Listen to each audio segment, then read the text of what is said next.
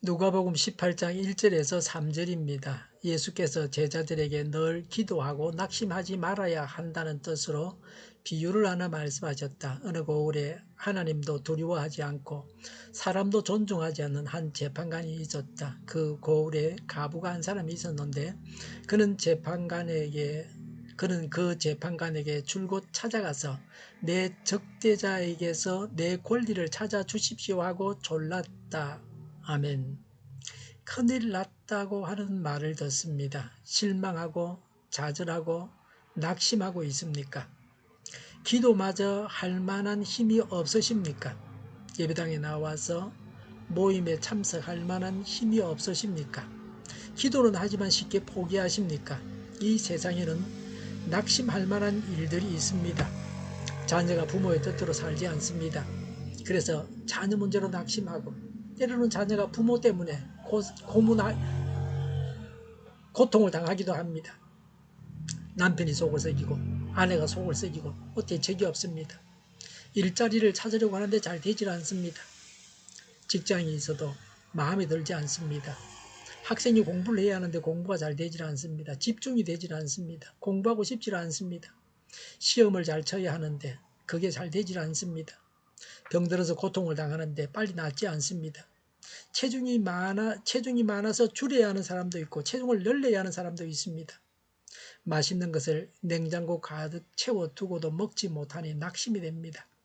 이사를 해야 하는데 두렵습니다. 집을 구해야 하는데 마땅히 들어갈 집이 없습니다. 사는 집이 제때 나갈 것인가 하는 걱정도 있습니다. 미세먼지가 많아서 걱정입니다. 코로나로 또 경제까지 어려워서 걱정입니다. 이렇게 낙심할 일들이 많이 있습니다. 우리를 낙심시키는 것은 종류도 많고 다양합니다. 과부와 재판관의 비유입니다. 1절에 예수께서 제자들에게 늘 기도하고 낙심하지 말아야 한다는 뜻으로 비유를 하나 말씀하셨다고 했습니다. 예수님의 재림이 임박하여 무서운 환란이 일어날 텐데 이것에 대한 준비로서 계속적으로 기도하는 것이 중요합니다. 기도의 능력을 부각시키고 있습니다. 늘 기도하고는 기도의 습관을 유지하며 끊임없이 계속 기도하는 마음 자세를 갖도록 힘쓰라는 겉면입니다. 낙심하지 말아야 하는 악에 굴복하지 않다. 겁쟁이가 되지 않다. 담대하라는 뜻입니다. 담대한 생활을 강조합니다. 두려워 떨거나 근심하지 말아야 합니다. 이스라엘 어느 고을에 하나님도 두려워하지 않고 사람도 존중하지 않는 한 재판관이 있었다고 했습니다. 하나님을 두려워하지 아니하고 사람을 무시한다는 속담이 있었습니다. 이 재판관이 이 속담과 같은 사람이었습니다. 악한 사람인데 높은 지위를 가지고 있는 자였습니다. 이 재판관은 무신론자였습니다. 지옥도 모르는 사람입니다. 하나님을 두려워한다면 사람을 무시하지 않을 것입니다. 하나님을 두려워하지 않는 것과 사람을 무시하는 것은 분리할 수 없는 행동입니다.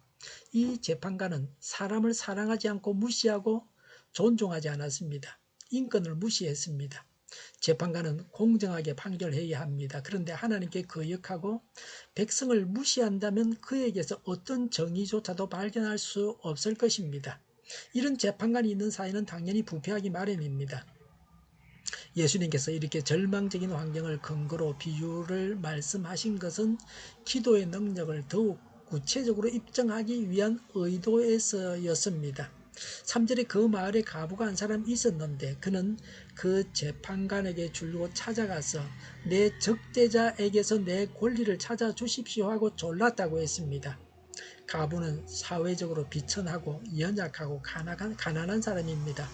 동정의 대상이었습니다. 구약 성경에서는 과부를 배려하라고 명합니다. 재판관은 상류층이고 과부는 하류층입니다. 재판관은 특별한 관심을 가지고 과부를 보살펴줘야 할 의무가 있었습니다. 성경이 그렇게 명하고 있습니다. 출애굽기 22장 22절에 너희는 고아나 과부를 괴롭히면 안 된다. 신명기 10장 18절에 하나님은 이런 분이라고 합니다. 고아와 과부를 공정하게 재판하시며 출애굽기 22장 3절에 하나님께서 이렇게 하라고 말씀하십니다. 외국인과 고아와 과부를 괴롭히거나 학대하지 말며 이사야 1장 17절에 과부의 송사를 변론하여 주어라고 하셨습니다. 과부의 재판을 변호해 주라고 하셨습니다.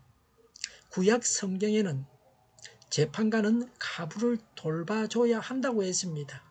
본절에서 가부가 이 불의한 재판관을 자주 찾아간 것도 가부에 대한 재판관의 성실한 의무 수행을 요구하는 행동이었습니다. 내 원수에 대한 나의 원한을 풀어주소서는 나의 대적으로부터 나를 변호하여 주소서 또는 나의 대적에 대하여 정의를 행사할 수 있도록 하여 주소서 하는 뜻입니다. 부당한 손실이나 대우를 받은 가부가 자신의 정당한 권리를 되찾을 수 있도록 재판관에게 도움을 요청한 것이었습니다. 가부가 이런 요청을 한 것으로 보아서 이 불의한 재판관은 올바른 판결을 내리지 않았던 것 같습니다.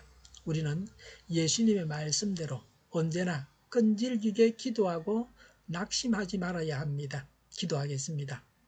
항상 기도하고 낙심하지 않게 하옵소서. 오늘보다 내일이 더 낫게 하옵소서. 교회가 분열되지 않고 하나가 되게 하여 주시옵소서. 모든 언론이 제 역할을 다하게 하여 주시옵소서. 정의가 강물처럼 흘러가게 하여 주시옵소서. 하나님을 대적하는 법을 만들지 않게 하시며 이스라엘 법을 폐기하지 않게 하여 주시옵소서. 선거 부정이 없게 하시고 부정선거 시비마저 없게 하옵소서. 코로나19가 물러가고 전 세계적으로 백신을 신속하게 대량 생산해서 충분히 공급하고 치료제가 나오고 갇힌 생활이 끝나게 하여 주시옵소서. 수도권과 부산과 영도의 환자 폭증을 막아 주시옵소서. 우리 동일교회가 만군은집하게 하여 주시옵소서.